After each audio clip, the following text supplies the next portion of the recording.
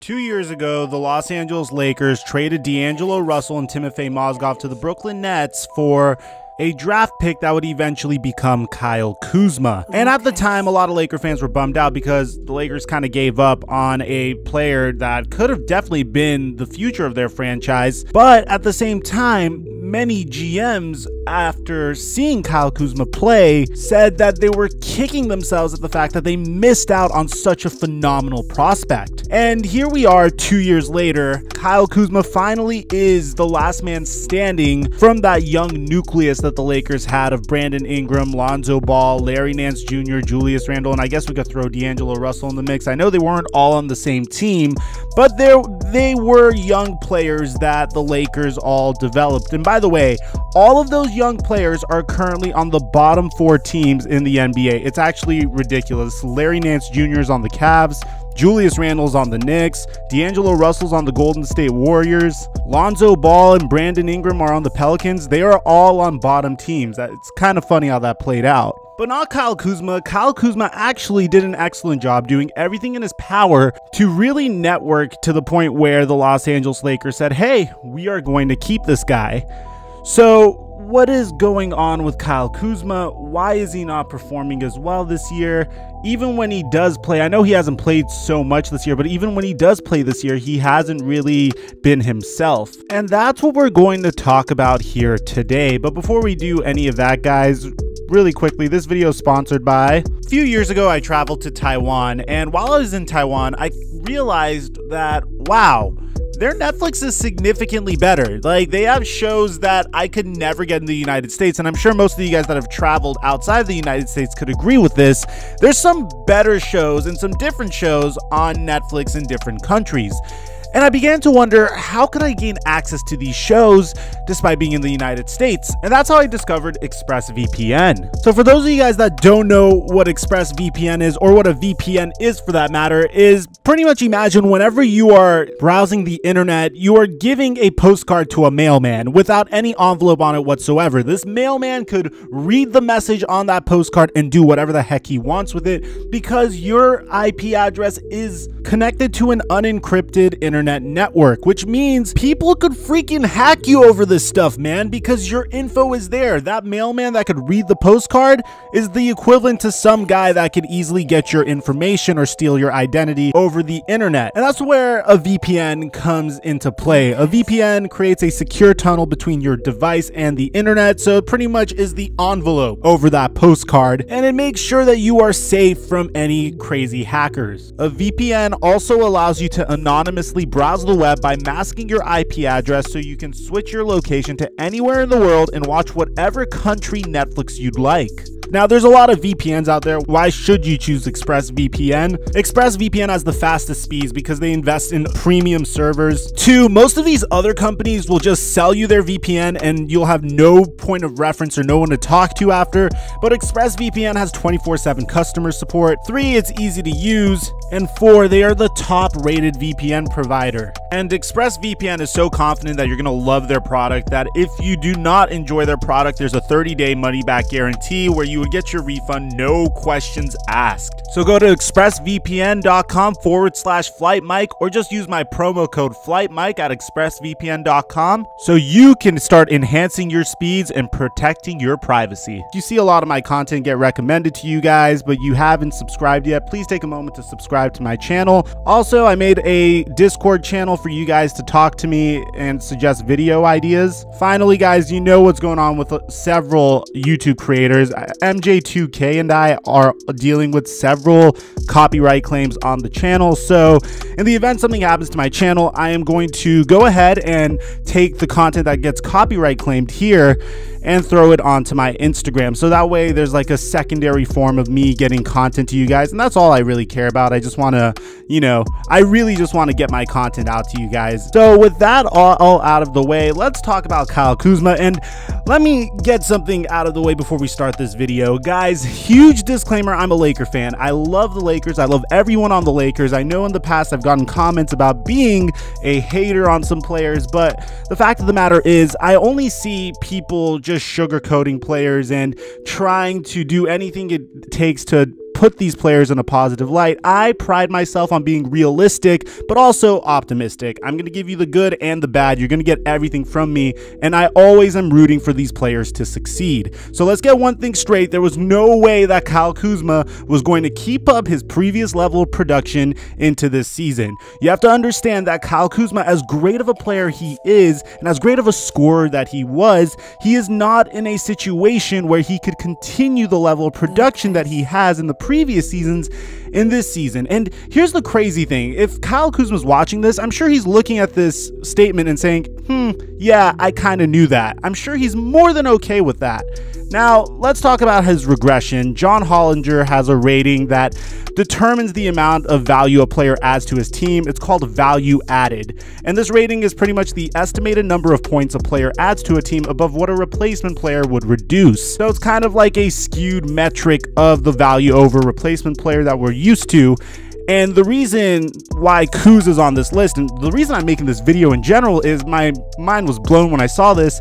Kyle Kuzma is currently at a negative 11.3 value added with a player efficiency rating of 9.85. To give you a comparison, Alex Caruso currently has a value added of negative 8.7. Evan Turner currently has a value added of negative 6.0. RJ Barrett currently has a value added of negative 3.3, and even Lonzo Ball has a value added of 3.5. So you can get an idea that Kyle Kuzma isn't really in the best company with that metric. So a lot of people might say, okay, Mike, the reason why Kyle Kuzma isn't performing so well is because he's clearly on a loaded team and his usage has gone down, but his usage is relatively the same and he is playing significantly worse. At the time of this video, Kyle Kuzma is averaging 11 points, 3 rebounds, and 0.9 assists on 43% shooting. His 3-point percentage is also at a 36%, and the reason why I'm bringing that up is his career best 3-point percentage was in his rookie year, and he shot 37%. So what's going on with Kyle Kuzma? Why isn't he being the scoring beast that he was? He's given the time and the minutes that he was being given throughout his entire career with the Los Angeles Lakers. And to give you an idea, last year he was averaging 19 points per game, 5.5 rebounds per game, and 2.5 assists per game. And his usage was relatively the same. His field goal percentage was marginally better at a 46%. This year it's at a 43%. So again, I don't mean to repeat myself. What's going on with Kyle Kuzma? Now, you guys know what I like to do. Before I give you my analysis, I would really like you guys to pause the video and let me know in the comment section down below. What is going on with Kuzma? What do you think the problem is before I give you my answer? Because this is the barbershop of YouTube. We talk basketball on this channel. So I like discussions going on in the comment section. All right, you got your reasoning. Let's get to it. Now, I want to praise Kyle Kuzma on his work ethic. I've made multiple videos this offseason about how he worked on his jump shot with a celebrity shooting coach named Lethal Shooter. I also made a video documenting this man's transformation and how he is literally working his ass off. He has gotten significantly in better shape, and he did everything in his power to stay on the Lakers by networking. And the way he networked was he grabbed dinners with Jeannie Buss, and he did this really cute thing at the time where Game of Thrones was out, which terrible final season, by the way. But when the final season of Game of Thrones was out, he wore this Hand of the King sigil to the NBA draft lottery when he was representing the Los Angeles Lakers. So the number one thing we could cross off the list is Kyle Kuzma's work ethic. The guy is motivated and he's devoted to his craft, and nothing is going to get in his way of trying to accomplish what he's going to accomplish.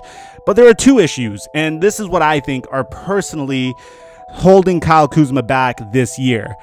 The first is the awful timing of his ankle injury with the start of the season. Kyle Kuzma came into this year to a brand new head coach, Frank Vogel, and a ton of new teammates, and most of these teammates have already had teams built around them at one point or another in their careers. Think about it. LeBron James, Dwight Howard, Rajon Rondo, Anthony Davis, Avery Bradley, and JaVale McGee. Kinda, if you go back to JaVale McGee's like first 2 years in the league, they try to build a team around him and John Wall. And they all had teams built around him at one point or another. And these teammates are now all role players on the Lakers. Last year, Kyle Kuzma had the second highest usage rate on the Los Angeles Lakers, and he was literally the second option on that team.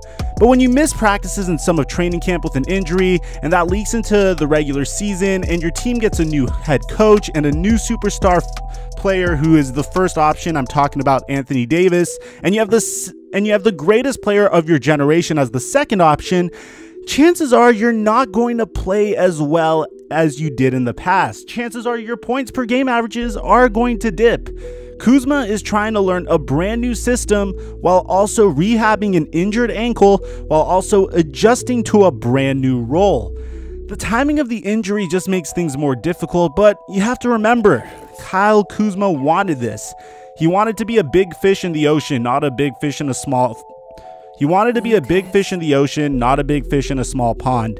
He didn't want to be the second option on a team that was going to miss the playoffs. He'd rather be a role player and contribute to a team that is competing for a championship. But the next question is that really smart? Because the problem is now Kuzma finds himself in trade rumors, and as a result of his poor season, his stock is fairly low. I heard of one trade in the past, and I was actually really upset about it, where some guy suggested Kyle Kuzma being traded to the Bulls for Lauri Markkanen. I personally don't think that's going to happen anymore because Kyle Kuzma's stock is fairly low. But that's not even the scariest part. The Lakers wouldn't trade him at this point because they wouldn't get a good return for him. But at the same time, his contract is also set to expire at the end of next season. And if he was in a similar role that he was in last year, you know, the role that involves him scoring a ton of points for a team that was clearly going to miss the playoffs, pretty much what Brandon Ingram is doing for the New Orleans Pelicans this year, then chances are he would have made a ton of more money. Kyle Kuzma is also set to enter restricted free agency at the end of next year. And I think he kind of screwed himself over out of some money as a result of the decision he made. Now, I'm sure there's going to be some team out there that are going to say, hey, look at how Kyle Kuzma was performing when he was the second option on the Lakers. And I'm sure some team will hand him a ton of money as a result of this. And I do think that the Lakers will ultimately keep Kuzma around because he has this ability to deliver quick scoring when the Lakers need it down the stretch. Very similar to the role that Lou Williams plays for the Los Angeles Clippers, though probably a little bit less effective because the way Lou Williams does his thing is actually ridiculous.